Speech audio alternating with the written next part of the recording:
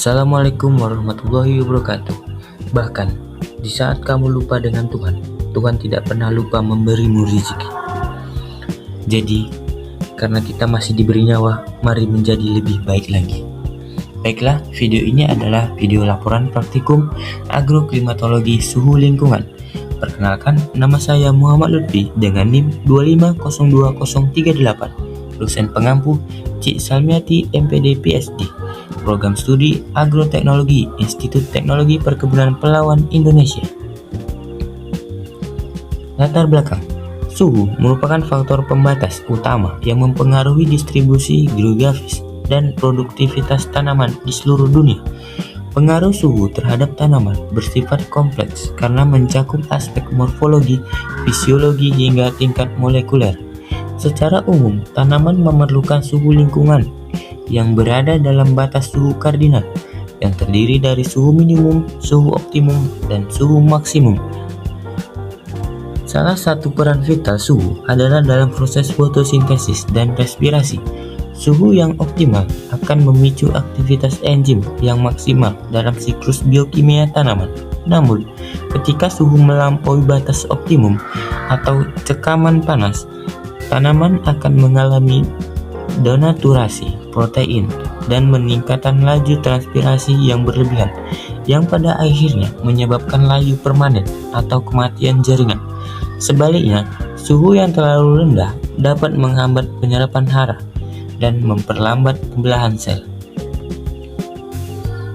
Tujuan praktikum pengamatan suhu: mengukur dan menganalisis suhu lingkungan untuk mengetahui kondisi mikroklimat di lokasi pengamatan. Prosedur kerja, alat dan bahan.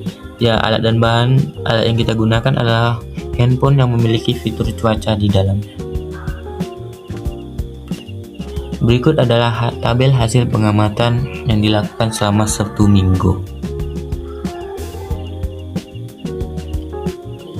Pembahasan: pengaruh suhu terhadap proses metabolisme.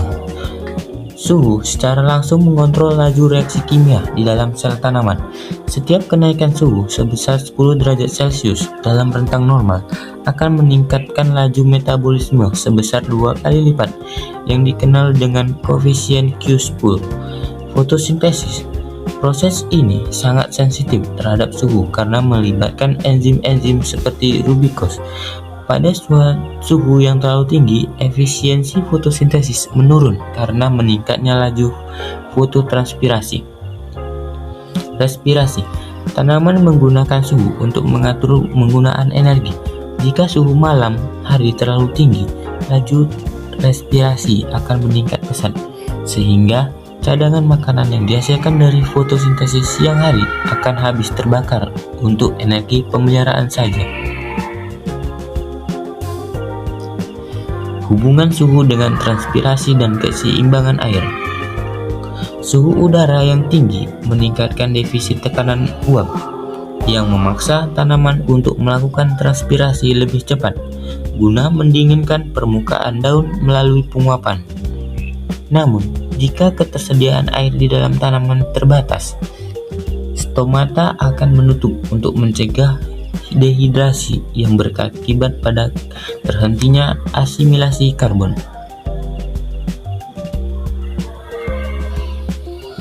Fase pertumbuhan dan perkembangan. Suhu menentukan durasi siklus hidup tanaman.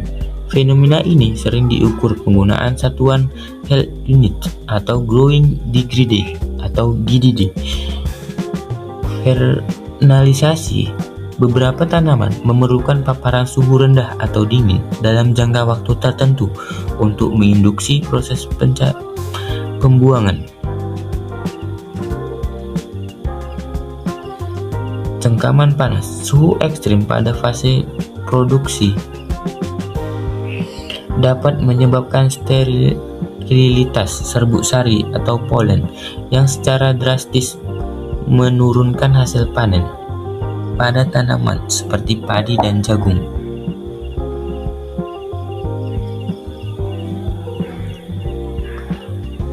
Adaptasi tanaman terhadap fluktuasi suhu.